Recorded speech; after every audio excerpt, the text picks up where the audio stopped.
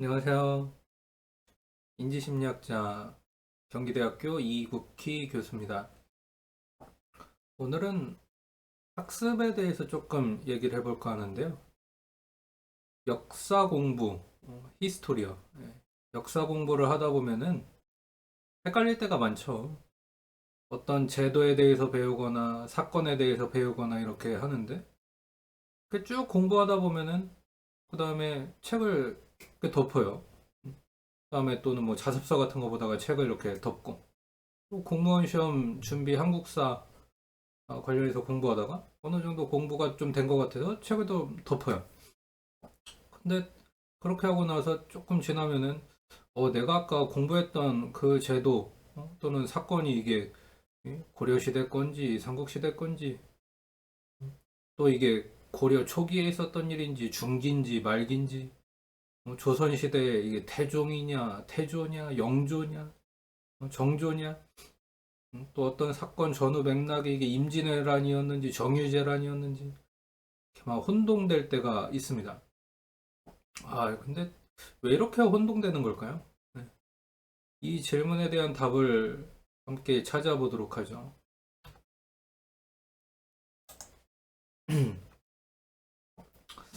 근데 혹시 이렇게 헷갈리는 이유가 제가 이제 한번 진단을 해보는 거예요. 제가 진단을 해볼 때 혹시 이렇게 역사 공부를 할 때 헷갈리는 이유가 평소에 조금씩 조금씩 역사 공부를 해서 헷갈리는 게 아니고 시험 전날 같은 때 또는 이제 시험이 얼마 안 남았을 때 그때 이제 부랴부랴 책을 막 꺼내서 읽기 시작해가지고 어? 정말 엉덩이 이렇게 붙이고 앉아서 공부하는 게 습관도 안 들였는데 엉덩이 막 아파하면서 괴로워하면서 막 몸 이렇게 막 비비 꼬면서 이렇게 날 잡아서 역사 공부를 했기 때문에 혹시 또 그런 날 특별히 이렇게 특별히 공부한 날 평상시에 공부한 게 아니라 특별히 공부한 날에 더 좀 혼동되지 않았었어요? 평소에 역사책에 정말 손도 안 대다가 시험 전날에 갑자기 한꺼번에 정말 많은 많은 정보를 막 내 머릿속에 이제 주입하려고 하는 거죠. 평상시에 조금씩 조금씩 내 머리의 용량을 이제 늘리고 하고 내 머리도 좀 이렇게 유연하게 사실 이렇게 근육하고 비슷하니까 유연하게 좀 만들고 나서 용량을 차곡차곡 조금씩 조금씩 넣어줬다면 참 좋을 텐데 뭔가 적응도 안 돼 있고 아주 유연성도 없고 근데 갑자기 막 그냥 꾸겨 넣은 거예요. 그럴 때 좀 더 헷갈리지 않았어요? 막 혼동되고 이게 뭐였더라? 분명히 아까 공부한 것 같은데 뭐 이러지 않았어요? 제가 너무 잘 안다고요? 제가 잘 아는 이유가 있어요. 이게 심리학적인 연구 결과거든요, 사실. 여기 나오는 건데 구별성 효과라는 겁니다. 구별성 효과. 네, 구별성의 효과요. 이 실험에 대해서 제가 조금 말씀해 드릴게요. 특별히 뭐 기억에 대한 구별성 효과 이렇게 얘기해야 되겠네. 기억에 대한 구별성 효과.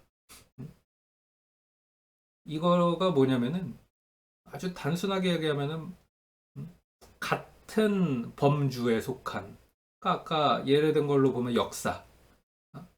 이 역사라는 주제의 공부만 계속 쭉 하는 것보다는 이게 좀 종류를 바꿔가면서 주제를 좀 바꿔가면서 공부하는 게 좋다. 앞에서 공부했던 건가 뒤에서 공부했던 게 뭔가 구별이 될 때. 그래서 구별성이에요. 독특성이라고도 얘기하죠. 디스팅티브니스니까. 이게 구별성이라고도 번역될 수 있고 독특성이라고도 번역될 수 있는데 앞에서 어떤 공부했던 주제와 앞에서 한 2시간 공부했던 주제야 뒤에서 또 한 2시간 공부하는 주제가 아주 질적으로 달라. 그렇게 하면은 기억의 조금 더 잘 나는 효과가 있다. 그거거든요. 자, 어떤 실험을 통해서 발견했느냐? 일단 사람들한테 어떤 단어 목록을 한 슬라이드에 3개씩 보여주는데 사람들이 해야 되는 과제는 뭐냐면은 3개씩 보여지는 그 한 슬라이드에 나오는 세 가지 단어도 기억해야 되는데 그 한 슬라이드에 나오는 세 가지 단어가 이제 조금 지나면 휙 지나간단 말이에요. 지나가고 두 번째 슬라이드에 새로운 단어가 나오는데 그거를 이제 순서에 맞게 기억해야 돼요.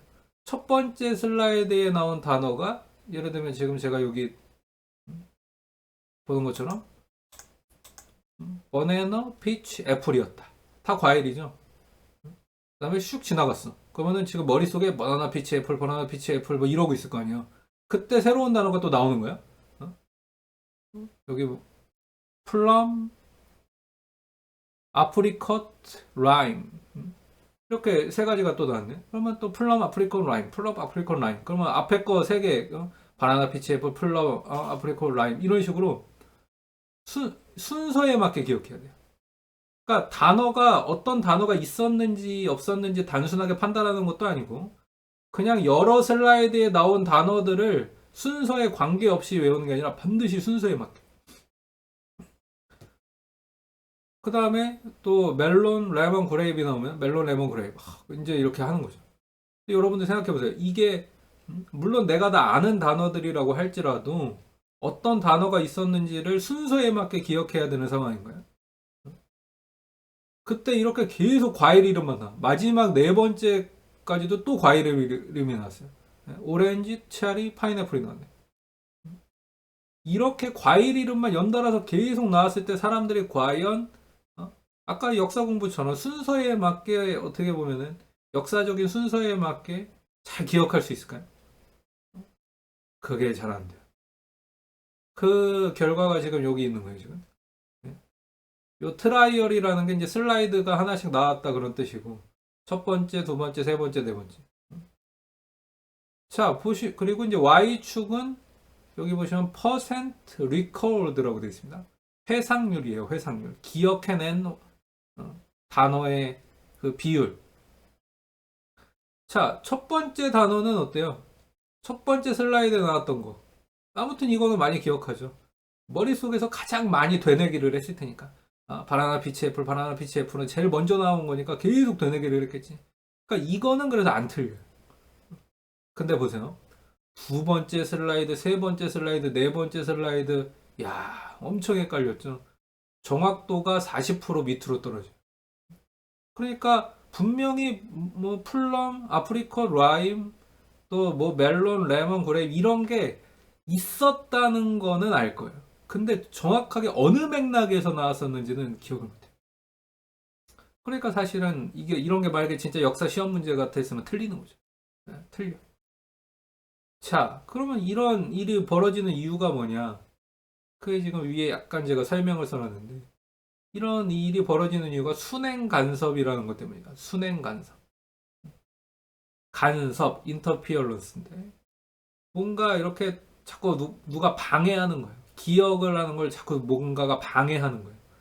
그럼 뭐가 기억하는 걸 방해하느냐? 유사한 맥락의 공부를 계속 하는 것. 여기 지금 보는 것처럼 과일만 계속 나와. 그럼 헷갈려요. 혼동돼요. 앞에 나왔던 게 뒤에 나왔던 거를 막 헷갈리게 만들어요. 이게 두 번째였는지 세 번째였는지, 이게 고려 시대였는지 조선 시대였는지, 이게 삼국 시대였는지, 후삼국 시대였는지, 헷갈려요. 전삼국인지 후삼국인지. 이런 게 다 순행 간섭이 발생하기 때문에 헷갈립니다. 자, 그러면은 어떻게 해야 이런 순행 간섭에서 벗어날 수 있을까요? 여기 release from proactive interference. 릴리스 될 수 있을까요? 어떻게 해야 벗어날 수 있을까요? 방법이 그래도 있어요. 뭐냐? 만약에 여기 첫 번째, 두 번째, 세 번째 슬라이드에서 과일 이름이 막 나왔다가 예를 들어서 마지막 슬라이드에서 직업 이름이 나왔으면 어떻게 될까? 여기 막 과일 이름 막 바나나 피치 애플부터 해서 계속 과일 이름을 연달아 나가다가 마지막에 lawyer 이런 또 teacher, professor 이런 어떤 직업 이름이 나와. 그러면 어떻게 될까? 그러면요 기억을 잘해요. 그게 요 밑에 그림이야. 이번에는 이제 약간 처음 직업명을 계속 얘기해 준 겁니다. 물론 과일 이름을 계속 얘기해 주다가 다른 걸로 나올 수도 있는데 예시를 좀 바꾼 거예요. 처음에 lawyer, firefighter, teacher. 근데 그냥 머릿속에 이제 lawyer, firefighter, teacher 이렇게 계속 하고 있겠지. 근데 그 이 슬라이드에서 또 직업이 나오네. dancer, minister, executive. 근데 세 번째 슬라이드에서 또 직업이 나오네. 닥터, 에디터, 글로서. 그런데 마지막 네 번째 슬라이드에서 뭐가 나왔어요? 과일이 나왔어요. 오렌지, 체리, 파인애플이 나왔어요. 그러니까 어떻게 되느냐? 일단 요 밑에 그림인데 바로 밑에. 일단 첫 번째 걸 잘 기억하는 건 똑같아요. 첫 번째 거는 계속 되뇌기를 많이 하니까 잘 기억해요. 근데 두 번째, 세 번째 뚝 떨어지죠. 두 번째, 세 번째에서도 또 과일 이름이 나오니까 이제 순행 간섭 헷갈리는 거예요. 앞에서 나왔던 게 뒤에 있는 거를 막 다 헷갈리게 하는 거예요. 이게 어디서 나왔는지 도저히 기억이 안 나. 근데 마지막에 이렇게 직업 이름만 계속 나오다가 과일 이름이 나오니까 탁 올라가죠. 정확도가. 이거예요. 이게 구별성 효과예요. 과일 이름만 계속 공부하다가 공부에서는 헷갈려요. 처음 것만 잘 기억나고 뒤에 거는 막 혼동돼요. 정확하게 기억이 안 돼요. 정확하게 인지가 안 돼요. 뭔가 명확하게 답을 골라내야 되는데 그 명확한 그 답을 골라내지 못해요. 근데 만약에 과일 이름이 계속 나오다 마지막에 직업 이름이 나온다? 완전 구별된 종류의 게 나온다? 잘 기억나요. 자, 반대로 앞에서 직업 이름만 계속 나온다? 기억이 안 나요. 근데 직업 이름만 계속 나오다가 뒤에 과일 이름이 딱 나온다? 그러면 완전히 구별되죠. 카테고리가 완전히 구별되잖아요. 질적으로 다르잖아요. 공부하는 컨텐츠의 질이 전혀 다르잖아요. 그러니까 기억이 잘 나요. 이게 구별성 효과거든요. 그래서 여러분들이 공부를 할 때 이거를 활용하시면 참 좋아요. 내가 역사 공부만 계속 할 때보다는 역사 공부를 어느 정도 하고 그 다음에는 전혀 다른 성질의 전혀 다른 퀄러티의 완전히 다른 질적으로 완전히 다른 종류의 주제를 또는 뭐 과목을 선택해서 공부하는 것이 우리의 기억 증진에 기억력 향상에 도움이 됩니다. 그리고 더 정확하게 기억할 수 있어요. 이런 걸 학습 효율이라고 말할 수 있는 학습 효율이 좋은 공부를 할 수 있죠. 어떻게 하면은 구별성 효과를 살리는 공부를 하면은 학습 효과를 올릴 수 있어요. 똑같은 시간에 투자하더라도 더 양질의 공부, 더 기억이 잘 나는 공부를 할 수 있다는 거예요. 네, 이렇게 학습에 대해서 그 중에서 구별성 효과 또는 독특성 효과에 대해서 한번 살펴봤고요. 여기까지로 마치겠습니다. 감사합니다.